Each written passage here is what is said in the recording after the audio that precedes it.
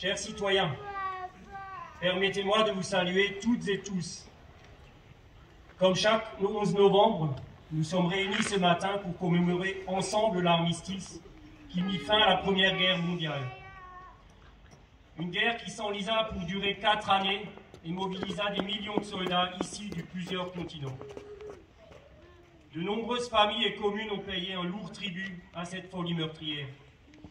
Elle a détruit toute une génération et meurtri tant les esprits que les chairs. Notre mémoire collective est à tout jamais marquée par cette hécatombe. Nul ne peut mesurer ce qu'a été ce conflit, les conditions atroces dans les tranchées, les pertes innombrables pour ne gagner parfois que quelques mètres, les maladies, la peur, le froid, la souffrance morale et physique vécue par des jeunes qui n'avaient parfois pas 20 ans. C'est dire toute l'importance de notre rassemblement ici et maintenant pour des petits gars qui écrivaient à leur mère, leur femme ou leur fiancé, dont la boue et la peur au ventre, mais qui avaient l'espoir de vivre libre dans un monde meilleur.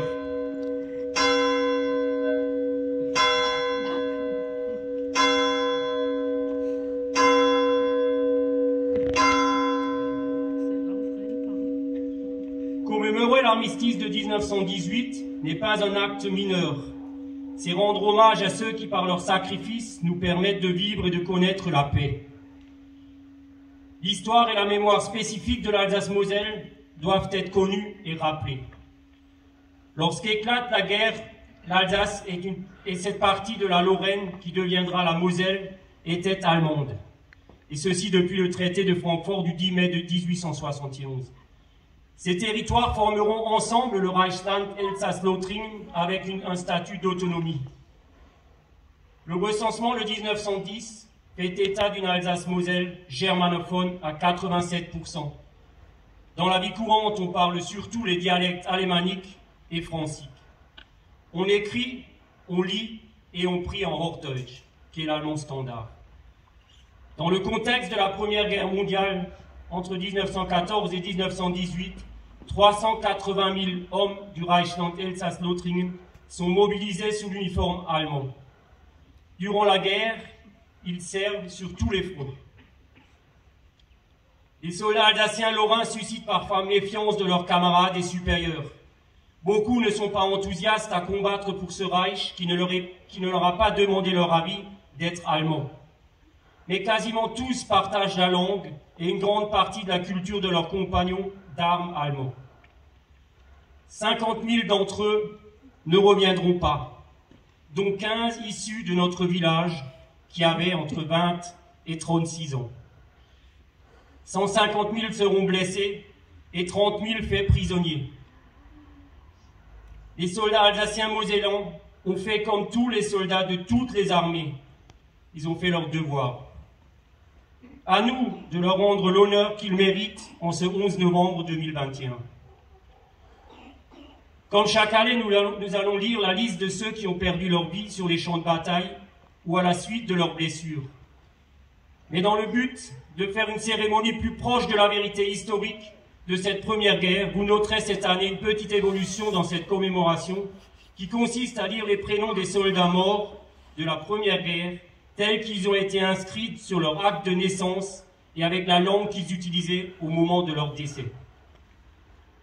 Notre réflexion s'inscrit dans un cadre plus large qui est partagé par de très nombreuses autres communes du Bas-Rhin, comme celle de Holzheim, Neuwiller-les-Saverne, Rochefort et beaucoup d'autres.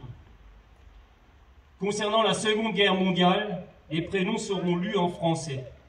Ces victimes seront plus particulièrement honorées lors de la commémoration du 8 mai prochain. Pendant la Grande Guerre, la vie quotidienne des civils alsaciens a été particulièrement rude. La population est déplacée, la vie de tous les jours et l'économie sont perturbées. Nous savons aussi qu'une fois la guerre finie, avec la forte politique d'assimilation de l'Alsace au reste de la France, les déceptions seront nombreuses, tant les Alsaciens se sentiront incompris au sein de notre République française. Le particularisme de l'Alsace, région frontalière, a fait que nous avons été regardés par le passé comme des suspects par les deux camps. D'ailleurs, lorsque les vainqueurs criaient victoire que l'Alsace était à nouveau française, il y avait ces Feldgrauen, défaits qui s'apprêtaient à rentrer chez eux. Ils sont rentrés discrètement, tristement, honteusement. Ces soldats étaient nos grands-pères, nos arrière-grands-pères, nos oncles ou arrière-grands-oncles, des soldats que nous honorons aujourd'hui. Au lendemain de la guerre, le français est immédiatement imposé partout.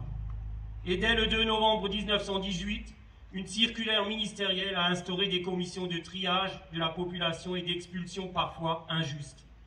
Ces expulsions s'accompagnèrent d'humiliations et de séquestration des biens. Et l'on peut se demander aujourd'hui à quoi a servi le sacrifice d'une dizaine de millions d'humains. Nous savons aujourd'hui que l'excitation de sentiments nationalistes lors de la Grande Guerre a conduit au désastre de millions de morts. Elle a aussi, en grande partie, conduit en Allemagne à la naissance du nazisme et à la Deuxième Guerre mondiale. Mourir pour son pays, pour la démocratie, pour la liberté doit être honorée par-dessus tout. Si cette commémoration aujourd'hui permet aux générations présentes et futures de tirer cette leçon de l'histoire, alors j'espère que longtemps encore, Quatzenheim rendra hommage à ces morts. L'histoire de l'Alsace et sa culture représentent notre patrimoine, à tous. Un patrimoine qu'il faut préserver, transmettre. Ja, liebe Zotzner, wir wissen alle, dass es Elsass viel gelitten hat im Ersten Weltkrieg. Unser Land ist vielmals hin und her gerissen worden. Wir wollen an die danken, die ihr Leben geopfert haben. Wir wollen an ihre Familie danken. Wir wollen aber euch unsere Wurzeln nicht vergessen und euch unsere Geschichte. Chers citoyens, en ce jour de commémoration, permettez-moi de formuler le vœu d'un monde de paix, un monde plus juste que nous voulons laisser à nos enfants. Aujourd'hui encore, des milliers de personnes doivent fuir leur pays pour des raisons politiques, des conflits armés, des persécutions ou des violations des droits humains. D'autres pour des raisons liées à leur origine ethnique, leur religion, leur orientation sexuelle ou leurs opinions politiques. Et d'autres encore pour des raisons climatiques ou économiques. Ce n'est jamais de gaieté de cœur que l'on quitte son foyer et son pays. Comme ces soldats qui quittèrent leur ville, leur campagne, pour une guerre qui n'était pas la leur, je souhaite adresser mes pensées en ce jour à celles et ceux qui se trouvent sur les routes, loin de chez eux, à la recherche d'un avenir meilleur. Qu'ils trouvent chez nous l'accueil souhaité et le respect dû à leur personne, dans la dignité et sur le fondement des valeurs républicaines, liberté, égalité, fraternité. La paix se construit jour après jour. Elle se mérite et se protège en permanence.